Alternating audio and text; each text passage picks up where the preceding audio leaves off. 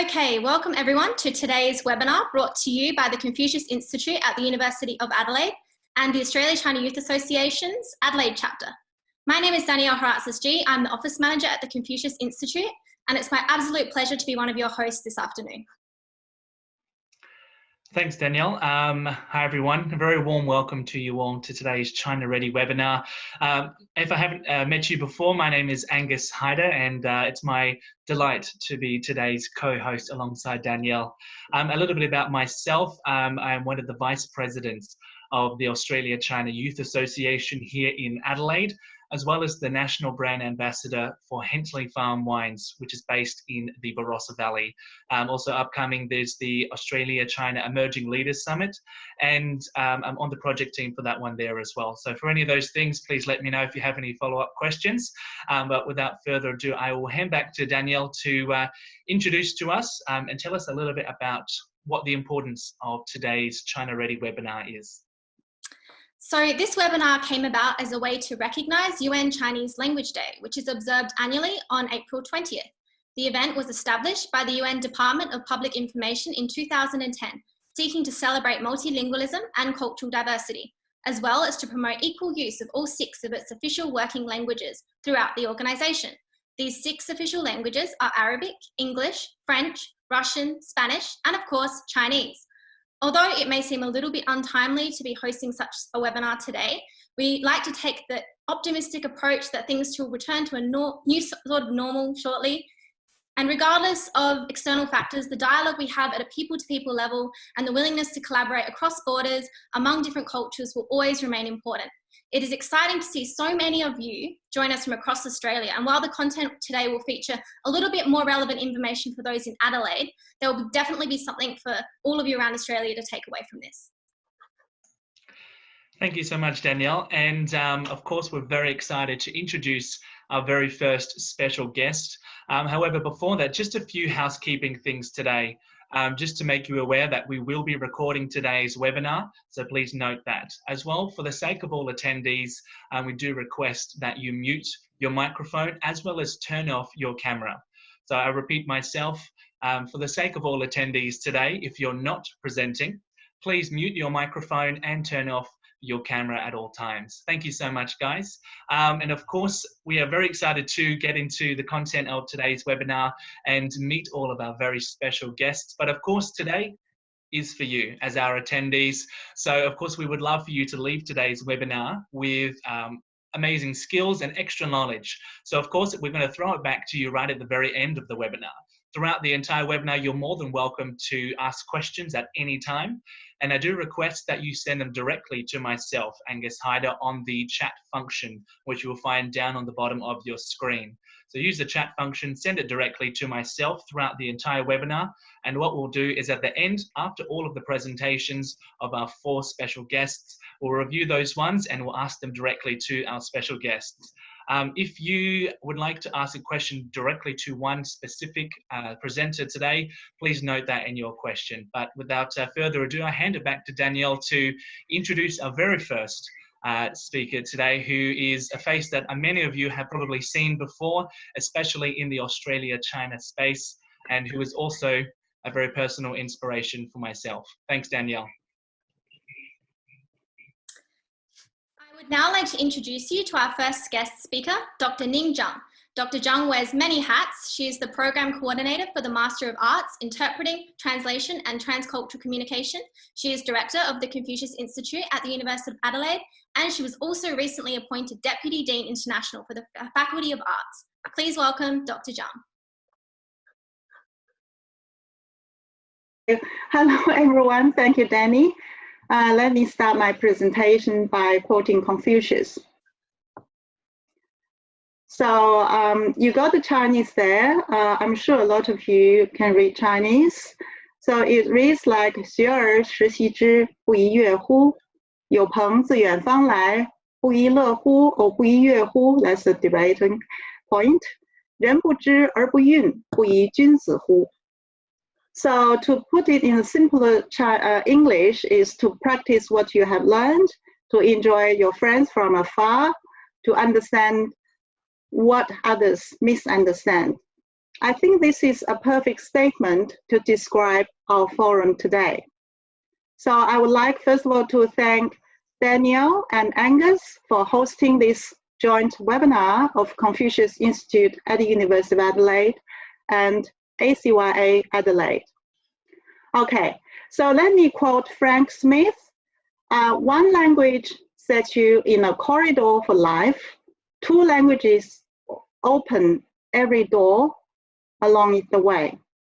So learning Chinese as a tool for opening door to China.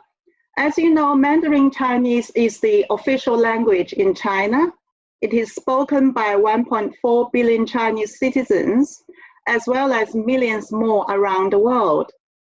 So an understanding of Chinese language, culture, and politics can therefore increase your competitiveness in the job market. You have a list of potential career opportunities with the skills of Chinese that I put in these slides today. Okay. Learning is a treasure that will follow its owner everywhere. This is the English translation of a Chinese proverb, which reads like 活到老，学到老.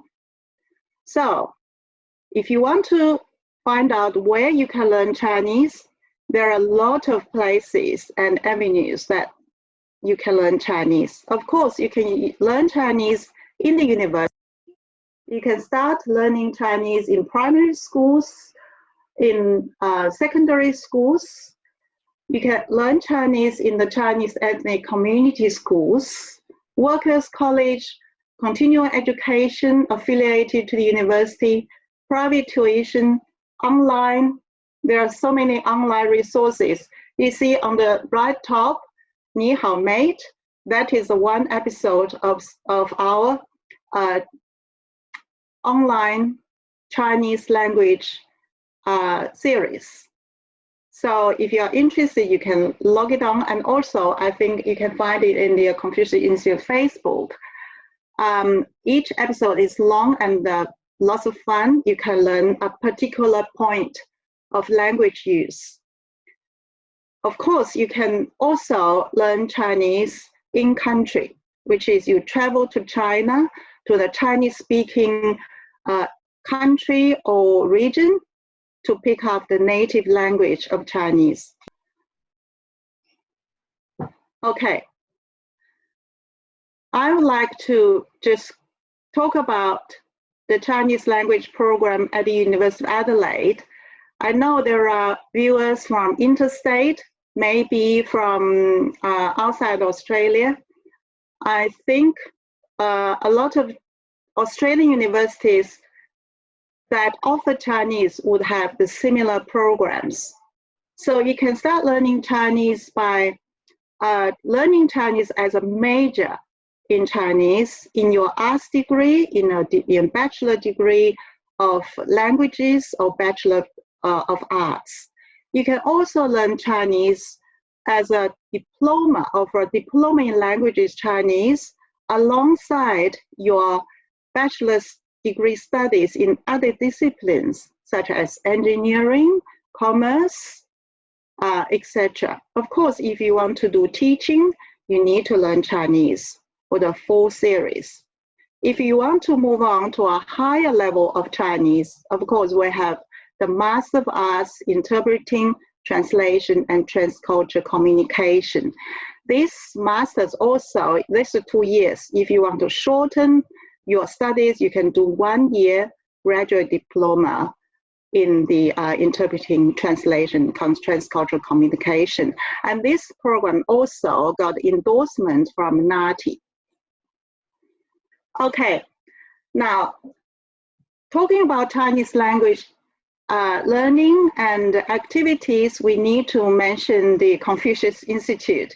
So as an institute, as a part of university structure, we provide a lot of activities to help students to practice Chinese, to engage with Chinese culture, Chinese students, and to have the opportunity to practice Chinese so that they can sit in the HSK tests, which is HSK 汉语水平考试, which is the Chinese language proficiency tests organized by China.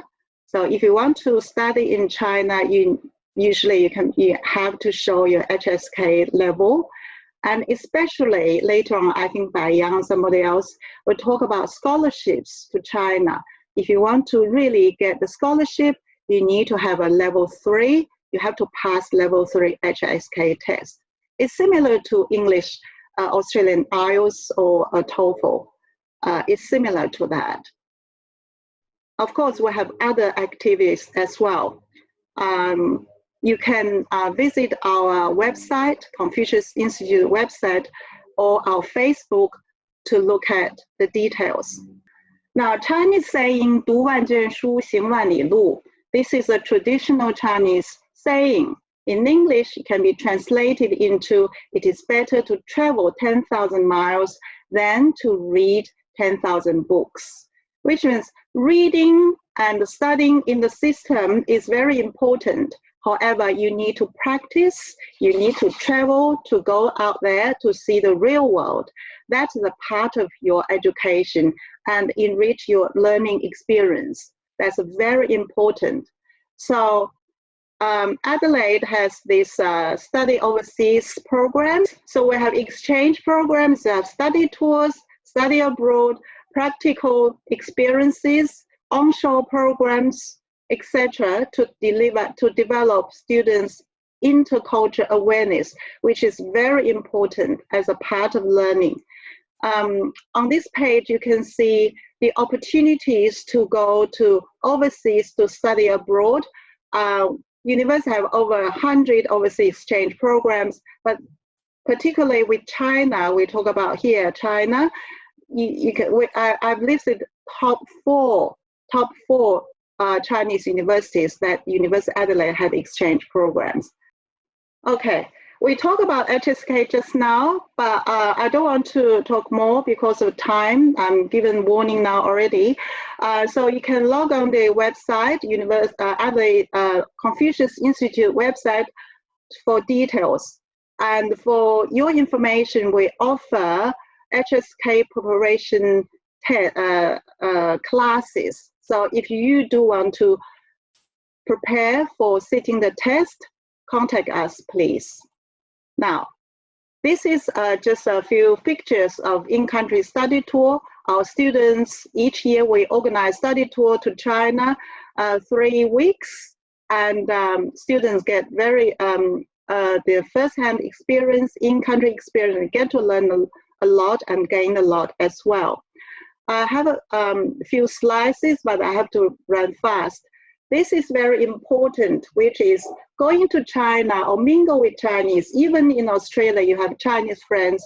You communicate with Chinese. You get to learn how they communicate. You get to learn how they think. You know, Chinese and Western, the thinking pattern, the culture differences, really, there's a huge difference. If you want to, you learn Chinese, you want to be ambassador or a mediator or a good communicator between East and West, learning Chinese is really an important tool. But at the same time, not only the language, it's very important to learn the culture as well. So cross-cultural or intercultural communication is super important. Let me just finish my presentation by quoting some of our students' reflection remarks. So this is from Anne from the 2016-2017 tour. She said, this tour allows me to develop a sense of awareness and appreciation for different cultures. By entering a new environment, I was more aware of how people and China's culture carry themselves. I could see that they drive differently and more dangerously and have different food, mannerisms, and lifestyles. Although the culture shock can be stressful at times, seeing this and remembering how multicultural Australia is gave me a new appreciation for the different cultures exists in Australia today. I now gained a new understanding for the citizens in Australia who came from different countries. Let me conclude just by the last quote. All my prior worries and fears about traveling to China are now gone, and I would feel quite comfortable if I ever returned. Thank you very much. Back to the host.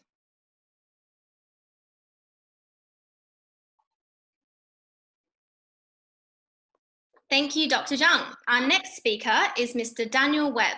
Daniel is currently studying at the University of Adelaide. Please welcome Daniel. Hi everyone, my name is Daniel Webb. So I'm a final year law arts student at the University of Adelaide. And in my arts degree, I'm majoring in politics and international relations and Chinese studies. So today I'm going to be talking about my experience of studying Chinese and also a bit about my experiences in China. So I'll start by talking about my experiences of studying Chinese.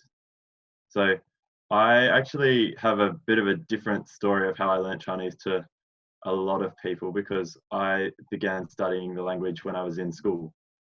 So I studied Chinese particularly through high school and for the IB diploma.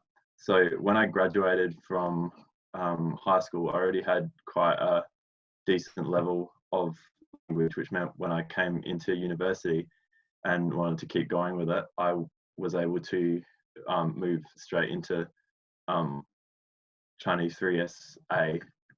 So I only actually did a year of language classes at university before I went on exchange, and also I did some of the higher level electives that were mentioned before, like the translation, which I'll get to talk about in a minute. So I suppose the way that I learnt Chinese mostly was really through, I think repetition is really key because you have to memorize a lot of stuff. There's just a lot of content, and you have to be able to come up with a way of learning it all and then refreshing it enough so that you don't forget it. And the way that I did that was really like in class when we were given readings, I would go through and I would make sure that I knew every word that was on the reading, and then I would write those words down, look them up in the dictionary, the ones that I didn't know, and then I put them onto flashcards, and then I would look at those flashcards every day on the bus until I knew that I had those vocabulary items memorized so well that I wasn't going to forget them. And so the other advantage of doing it that way, I found, was it meant that the content that you did learn was the most relevant content, because you were directly learning the kind of words and expressions that you find in natural text, as opposed to just getting a list of random words, like, you know, learning every single color or like all the different animals or something or other. When it's actually in context of a real life situation, it allows you to more effectively learn the things that are important and get more quickly to the point where you can actually use those. So yeah, when I came to university, I like the main focus, I suppose, of my experience of learning Chinese at university was my opportunity to do some of the translation courses. And so I didn't do the master's or the graduate diploma, but there's also there are opportunities to just study translation as electives. So there's a translation, Chinese to English and English to Chinese translation, which each run for a semester. I did both of those subjects. And I found those courses really interesting. It really, beyond just learning a language, when you learn about translation, you learn to, I suppose, think about the differences and the way that those two languages relate a bit more than when you're just learning how to say things or learning vocabulary and grammar. And so I also had the opportunity to go on exchange, which I'll come to shortly. But first of all, I'm going to just, I'll bring up my slides. So I should have started those earlier. And I'll talk about my experience of participating in the Chinese Bridge competition, which was another opportunity that I got through the university.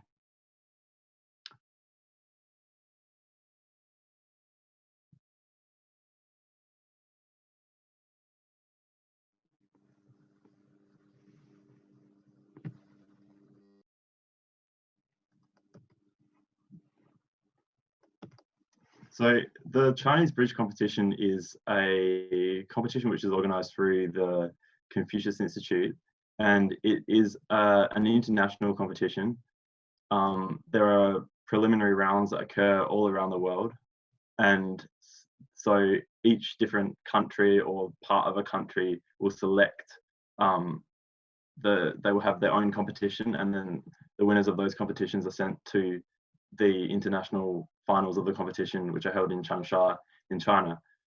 And then from there, people are gradually eliminated until you get the winner overall. So I participated in the South Australian Northern Territory ACT division of the competition when I was in my third year at uni. And from there, I was selected to go to China and participate there in the competition. And this was a really great experience. It was, so basically there's people from all around the world, so you get to meet all these different people who are all studying Chinese, and you get taken around. We visited Beijing, and then we went down to Changsha, and there are all kinds of different activities. We get to eat lots of nice food and make lots of friends and do lots of fun things, but you also get to improve your language skills, and it's a really intensive learning process. And so yeah, it was a really great experience. I would definitely recommend it to anyone who can do it. And the other thing is that you are on TV. Bayan is going to talk a bit more about this in detail later, because he got a lot further into the competition than me, so he has a lot more insights about this. But yeah, so I'll leave it at that for that. But so directly after participating in this competition, so the Confucius Institute has actually pays for you to go over if you qualify. So they had flown me over there. So I was there. I'd already arranged to go on exchange later. And so I just continued on, and I went on exchange to Tsinghua University in Beijing, which is one of the top universities in China. It was a really great opportunity to be able to go there, and that was really organized through the University of Adelaide's connections. The University of Adelaide has a relationship with Tsinghua University, as well as a variety of other Chinese universities, which you're able to have access to through the university's global learning program. So I applied for this when I was at home by filling out the forms with global learning, and they're always very open to talk to anyone who's considering going on exchange. So yeah, there's a huge range of options, and when you've done your application, then that's assessed. And for some of the more competitive ones, you might have to go to a second choice, but most people get what they apply for. And yeah, so when I was there, I was studying a range of subjects that were taught in Chinese. So I studied, some of my classes were with other foreigners. We were all studying, so I studied Chinese, and I also studied some other subjects like Chinese literature and classical Chinese that were taught through Chinese.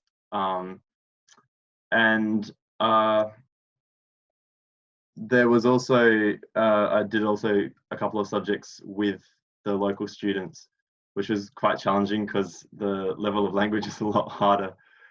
But it was also great because there were just lots of opportunities to do other extracurricular activities. Like I was involved in a choir, and I was involved in this student volunteering thing where we took people on campus tours.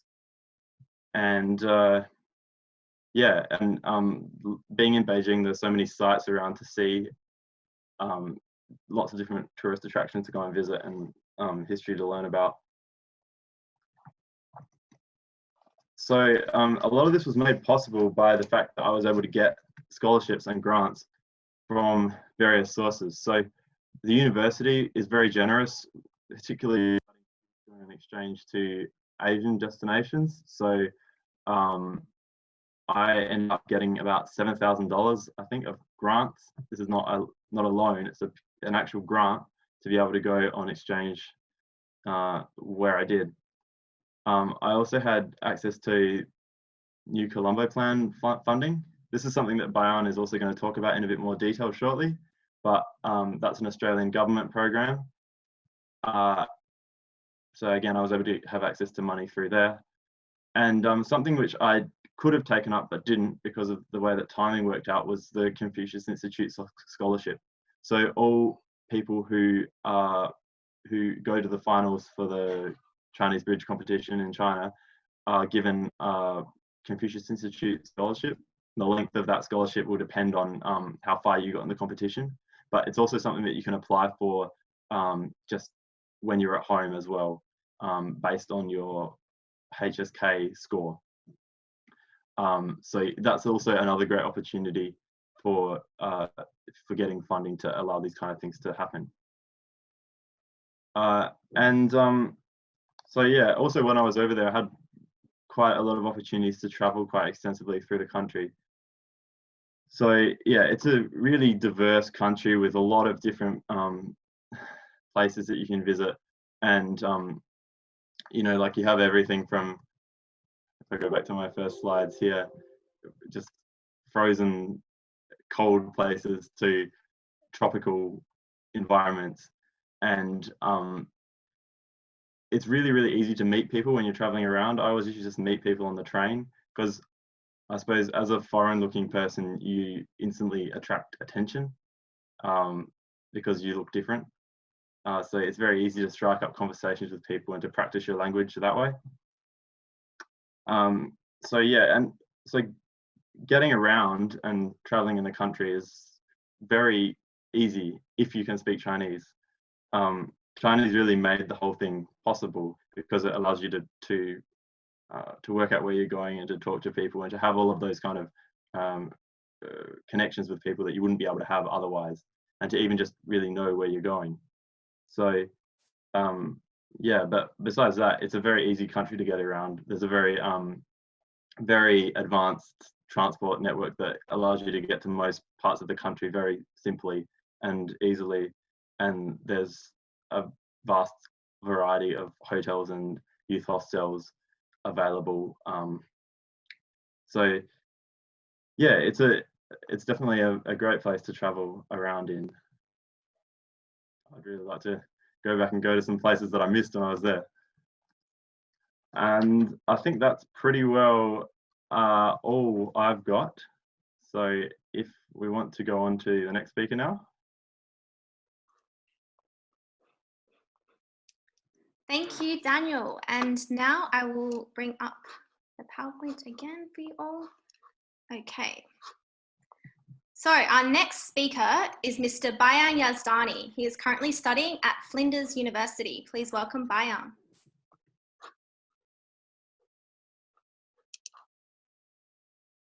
Okay, just sharing my screen here. Hey everyone, I just wanted to start by saying thank you all for joining us today in the China Ready webinar. And as I'm sure you're all aware, right now there's a lot of noise out there in the media and other things, but we know that it's really through these people-to-people connections and intercultural understanding that we can dispel misunderstandings and pave a path forward. And I think that really highlights how it's more important now than ever to have a really strong understanding of China, as well as to develop your Mandarin language skills, which can really take you, as has been mentioned, a lot of places.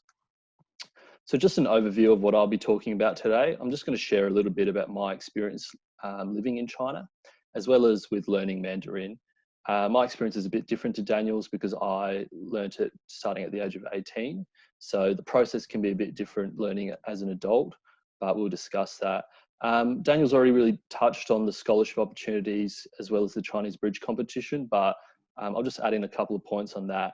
And then I'll also discuss how you can get involved with the Australia-China Youth Association a bit. So just a little bit about life in China. You know, it is really a life-changing experience. I can't imagine what my life would be like if I didn't spend that year and a half in Shanghai after high school. I had the opportunity to also travel around different places. In the center of the bottom row there, that's me at Huangshan, or the Yellow Mountain in Anhui province.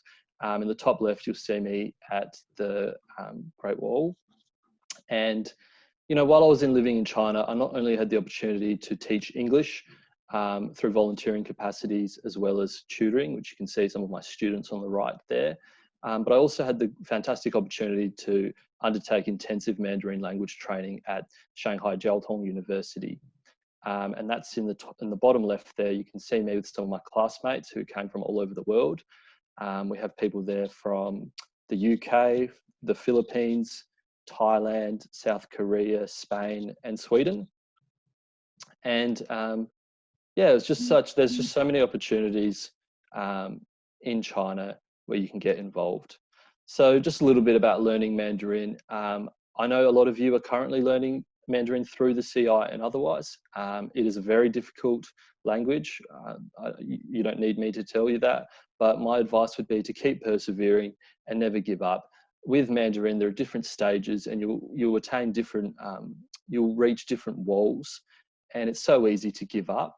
But I would like to consider myself as someone quite fluent in Chinese, but even today, I'm learning new words every day. It's really an infinite sort of language, and it's only just little by little, day by day, or as the Chinese would say, 天天向上. It's really about 好好学习, really about day by day improving that. That's me with my Chinese teacher, one of my first speaking teachers there in China. I occasionally keep in touch with my Chinese teachers through WeChat, and I'm forever thankful for, you know, really taking the time to teach me the language.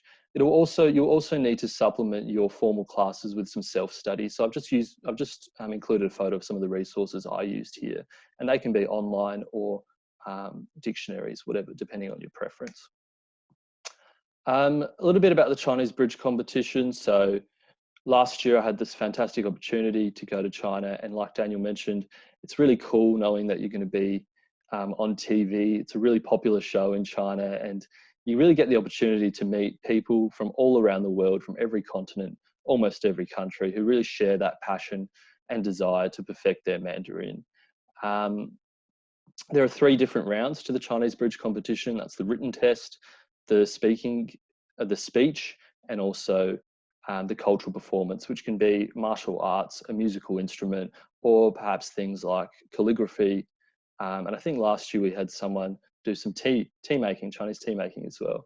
I got to make some lifelong friends on this experience, and it's something that I'm forever thankful for.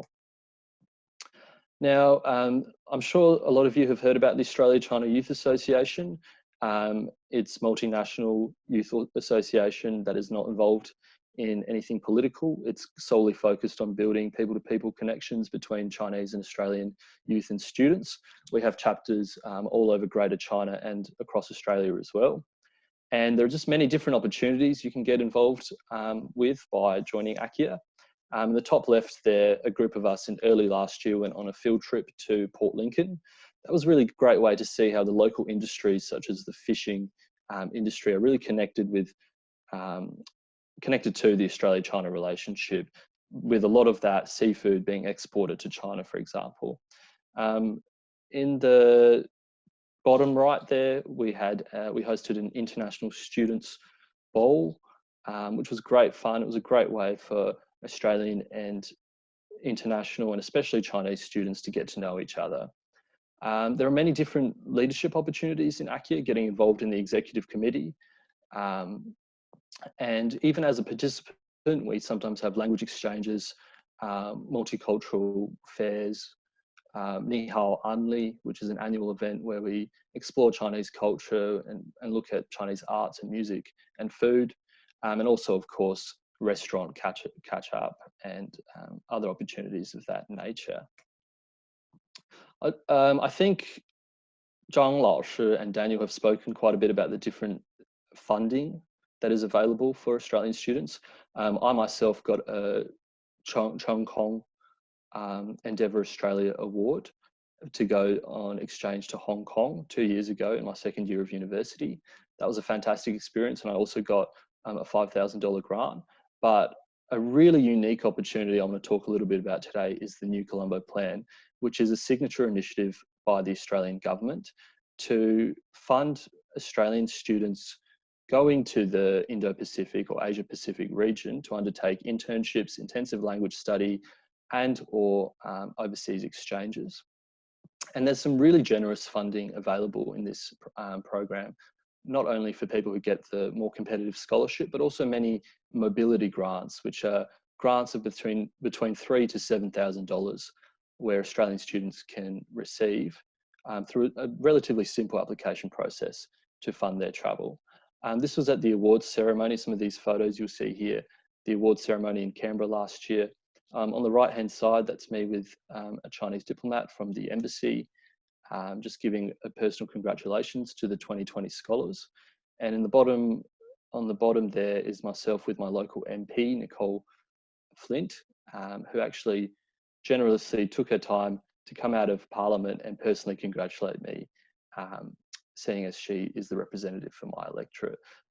New Colombo Plan applications have actually opened now, and I'd strongly recommend anyone who's interested in it to start reading about it online and perhaps even get their applications ready. And yes, the 2021 round is continuing ahead, and we have high hopes that travel will be able to resume across the region. So thank you all so much for listening. I'm sure some of you might have some more questions about any of the opportunities I've discussed. So I've just left my contact details there, but also pop those questions over to Gus or Angus if you have any, or feel free to contact me personally. I think that's about it from me, and we'll go on to Tony. Thank you.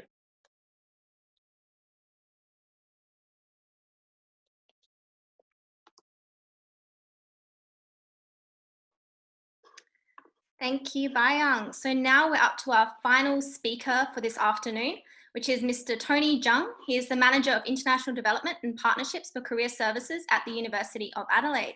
Please welcome Tony. Thank you. I'm just sharing my screen. Okay.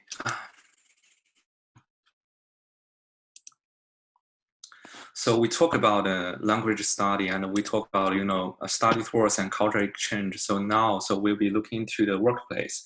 So simply, if you've been, learning Chinese, and if you try to utilize your bilingual skills to the workplace, you'll be looking to 3 different ways: either work in the organization as an intern, or join their graduate programs, or if you're doing the HDR, the research work, so you might want to join the research institute when you finish your study.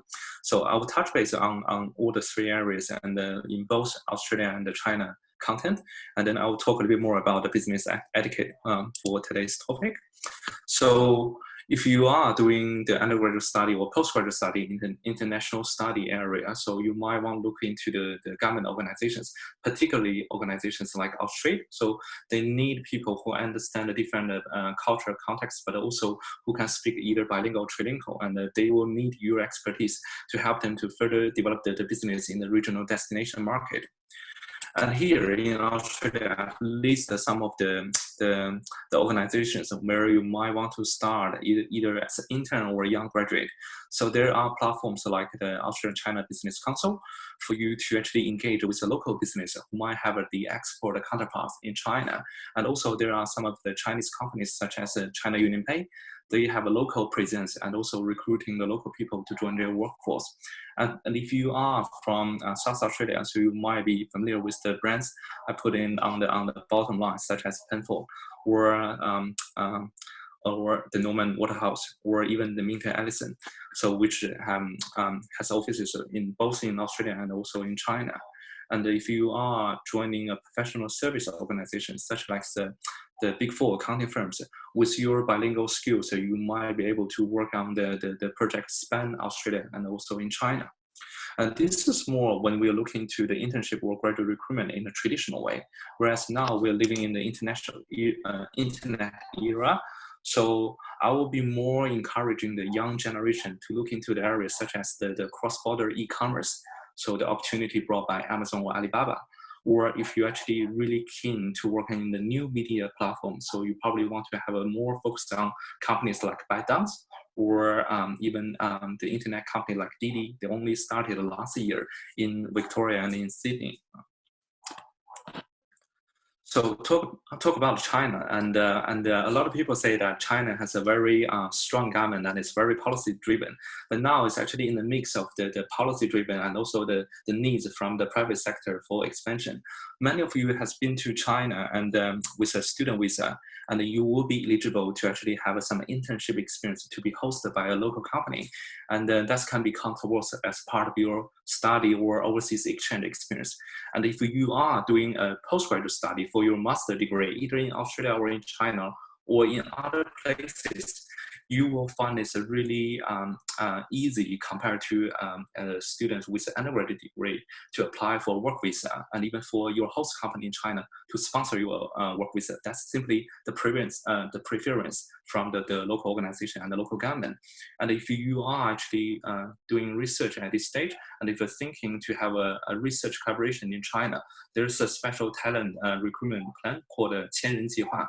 That's actually looking for both the talents who actually studied, both Chinese students who studied overseas with the research qualification, or any foreigners with a research qualification who would like to work in China in the research area in the future. And just to give you one for the example, so at the end of 2018, Chinese government announced the Hainan Island as a special international trade zone. So since then, a lot of the companies they started to settle down in Hainan province. And once they have settled down, they actually need an expansion of their business.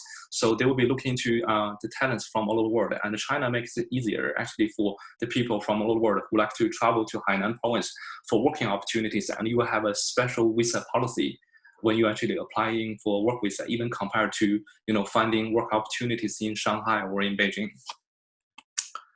So, and then I think both Daniel and Bayan mentioned, so when some foreign students who actually travel to China try to find some part-time work experience, people normally look into the education, training, English teaching area. So that's how we look in a traditional way. Or some of the students who are actually interested in, the hospitality industry. And so he or she joined one of the hotel groups and work there. So that's the entry level, I think, opportunities for you to look at. But now you might want to look into the internet industry and be more aware of what you can contribute to the local economy or to the local business, and where you can better position yourself.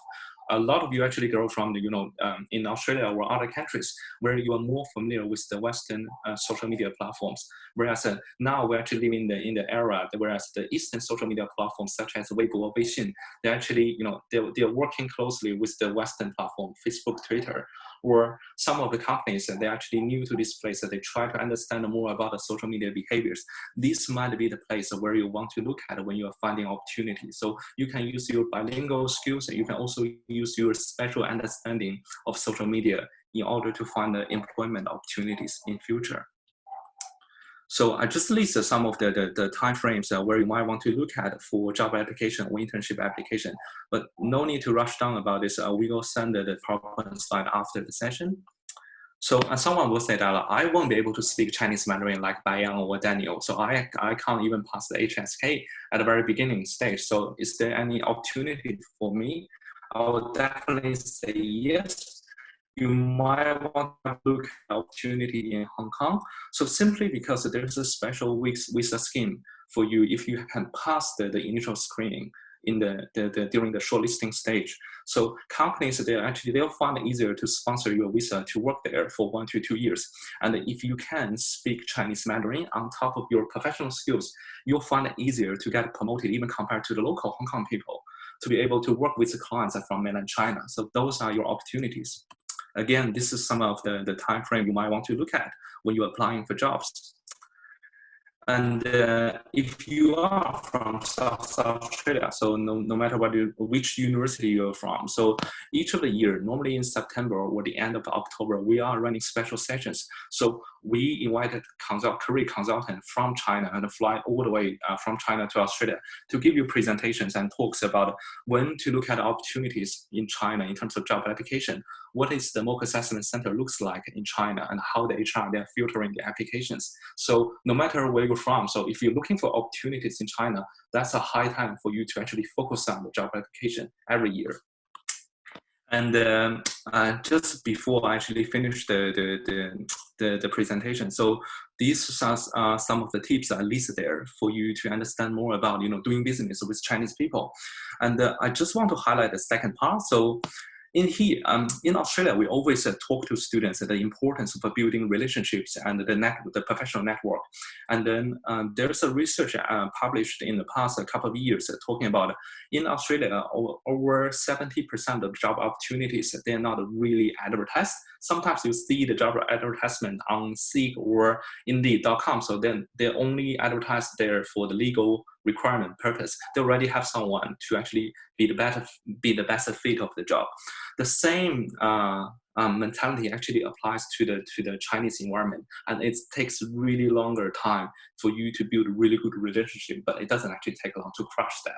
So it is really important, and I think it's really easy to understand, but very difficult to practice, particularly in a time like this.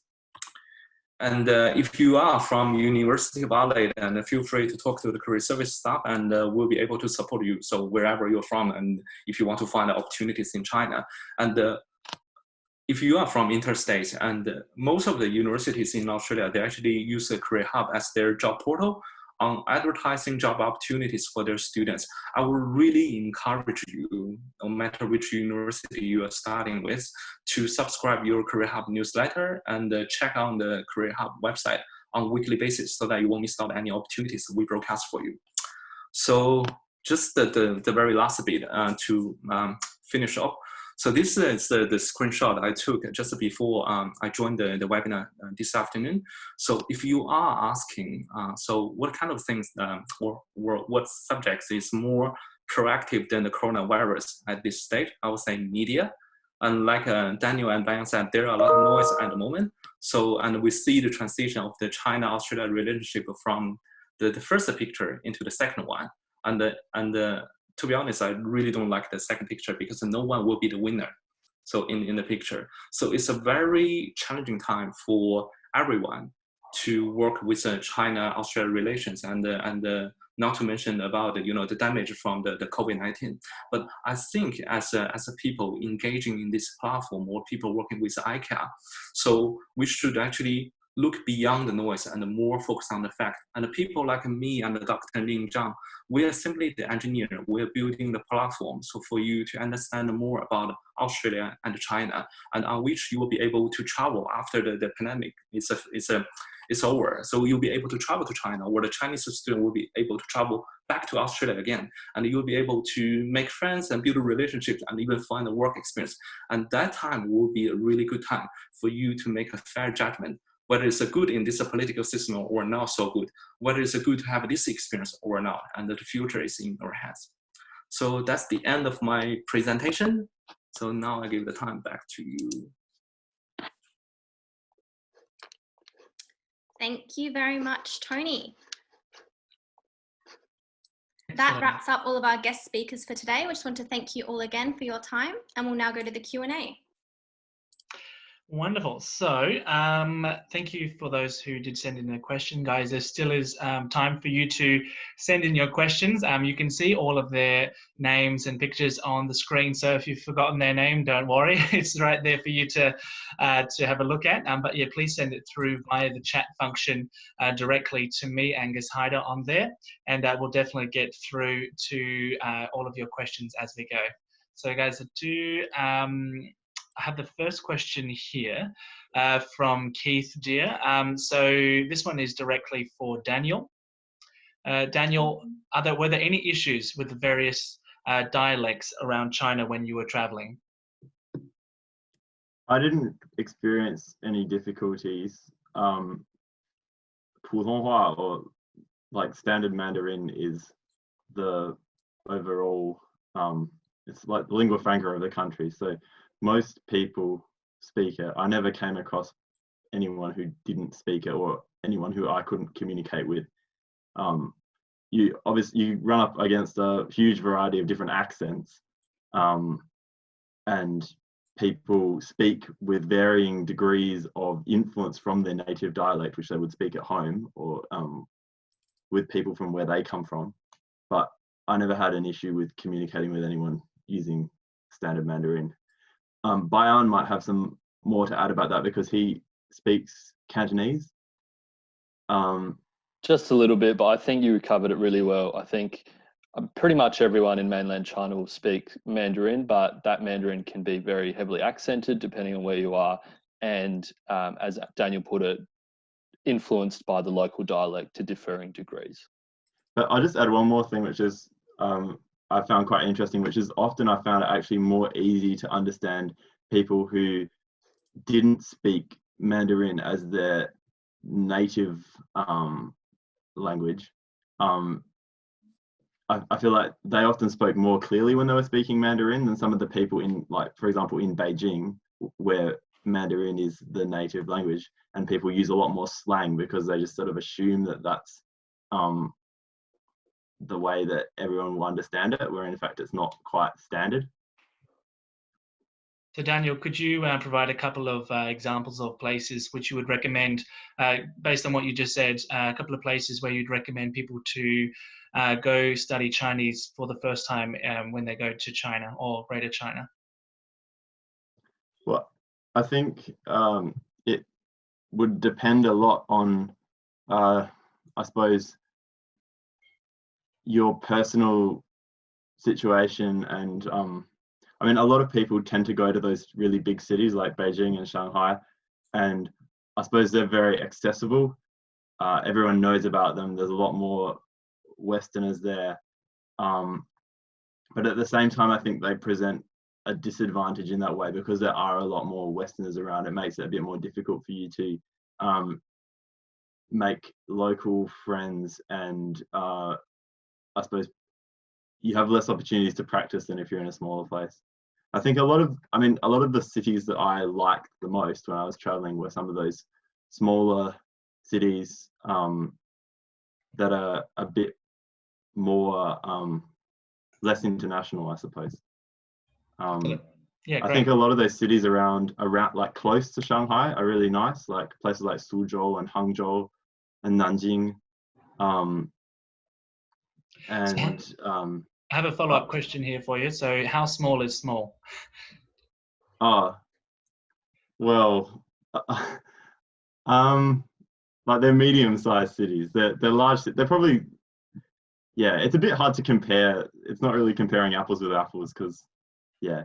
But I mean, they're probably like around Adelaide size or a little bit bigger. Yeah, great, excellent. I mean, those cities are, yeah, bigger than awesome. that. But. Thanks, Daniel. We also do have a question here from Ruby Hayes. This is a question for both Bayan and Daniel. Do you have any specific advice for anyone interested in entering the Hanyuqiao Chinese bridge competition? Yeah, so maybe I'll take that one. So actually, the first time I participated in Hanyuqiao was in 2017 in Daniel's year, and I only found out about it very last minute. So I didn't actually have much time to really prepare a cultural presentation. And so I shared a quote instead during that time, or a poem during that time. And I actually came third that round, but I decided to come back last year to give it another go. And I really saw the difference, not only in the overall result I got, but just how I felt in terms of confidence and things. And I think the main difference there was that time I took to prepare. So I did some research on the competition. I watched some past series, past episodes, got a feel of how it works, the structure, some of the questions that the judges might ask, because after your speech, the judges will also ask you a question in Chinese about something related to Chinese culture. And I think just doing that study beforehand and also that preparation, especially for your cultural performance, really early on, at least a few months before, thinking about what kind of thing you want to share and really strengthening those skills leading up to the competition. Daniel, do you have anything to add to that? No, I think you summarized it pretty well. Excellent. Awesome. Thank you so much, Bayan and Daniel. There's a question here for Tony. Tony, could you tell us more about the requirements for getting a Hong Kong work visa? Do you have to already be employed by a Hong Kong company, or is there a requirement that you already have to work experience in Australia before going to Hong Kong? So there are two ways. So if you join the Hong Kong organization as an intern, so they can help you to how to say, they can be the sponsor for as a host organization for your internship visa, but that only lasts for short period of time. So normally like within 3 months, and they can actually extend that to another 3 months. So it is possible, depends on who you are working with. And the other things like normally if you apply for their graduate program, so take Jardine as an example. So no matter where you are in the world, no matter who you are, which cultural background you have, they will be able to sponsor for your work visa, and that's normally lasts for 2 years.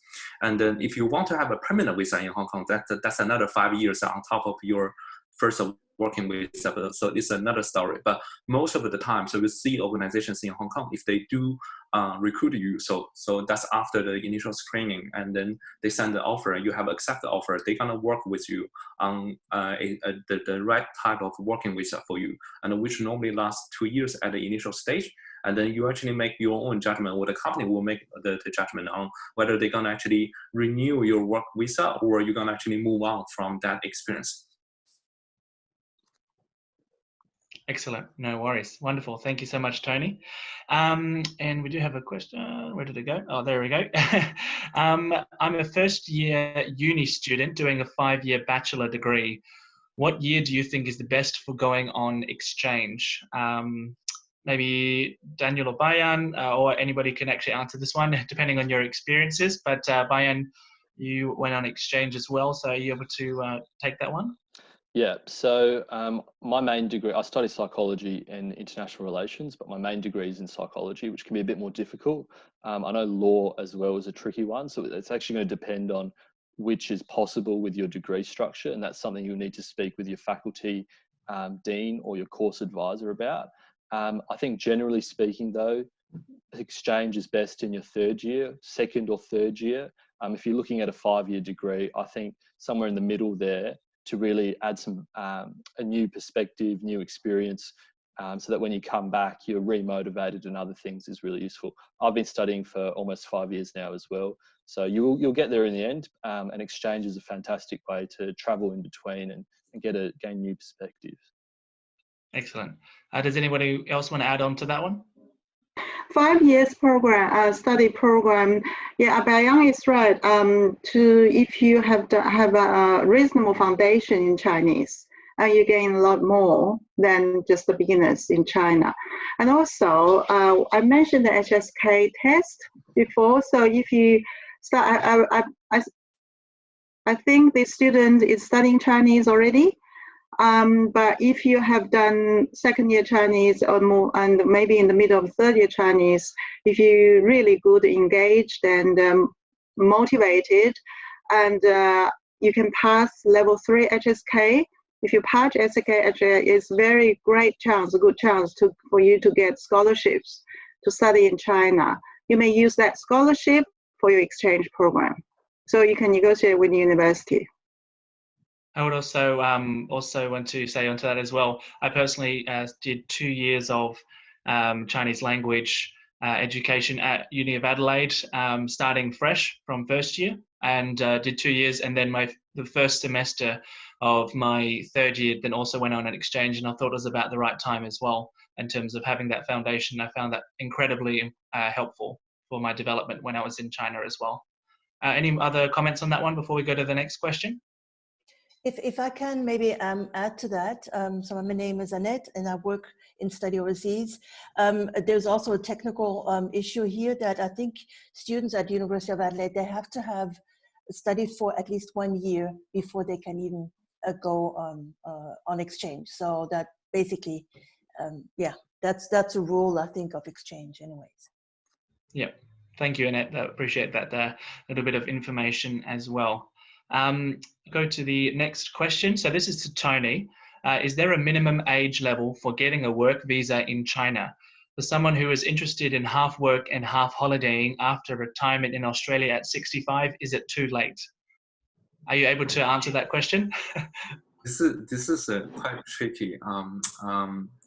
I don't think there's the physical limitations on on capturing the age, but the problems are like we just revert the topic back a little bit. So there say for example for university student there's an internship visa, so introduced by the Chinese government, but now it's actually only serving at a diplomatic purpose. So they may only issue the visa or a similar kind of like internship visa or even the working holiday visa similar to some of the countries for diplomatic purpose. So the countries may have a really good relationship with. So whereas now actually taking the Australia-China relations into consideration, so it's quite difficult to even apply for that visa.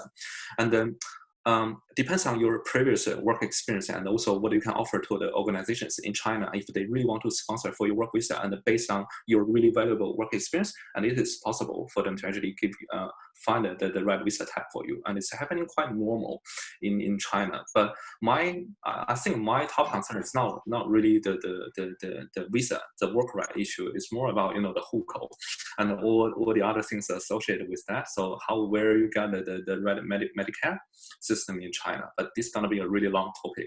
If you really need some information, I can find for you. So feel free to send me an email. I'll find you the right website that probably answer the question. Absolutely. There's a lot of online material that you can search, especially from the governments themselves, in terms of the restrictions of certain visas and that sort of thing. So I guess we don't have any other final questions, but before we do wrap up, just a small plug. Obviously, everyone here is interested in that Australia-China space as well. So with the point of view of further developments, obviously we have the Confucius Institute at the University of Adelaide, as well as the Australia-China Youth Association involved in co-hosting today's event, and both parties have amazing opportunities to get involved. And I guess from my point of view of being involved in the Australia-China Youth Association, I have, and as well as the Australia-China Emerging Leaders Summit, this is a massive opportunity for anyone involved in the Australia-China space aged 18 to 30 to get involved and to see that very targeted dialogue for you to not only learn yourself, but also to help others learn as a community with all people in that space who have very like-minded interests as well. So definitely get in touch on the Australia-China Youth Association website, or with Bayan or myself and Daniel too. So I'll hand it back to Danielle. Thank you so much. So that brings us to the end of this afternoon's event. I just wanted to thank everybody who joined us for today's webinar. I'm sure the speakers are all more than happy to take any further questions should you have them outside the webinar. We've left our contact details here, so you can contact the Confucius Institute or ACYA, and they'll be happy to pass on your details to the speakers. We hope you enjoyed this event, and we hope to see you again at future events, either with ACYA or the Confucius Institute. Thank you, everyone. Thank you, everyone. Thank you so much for coming along.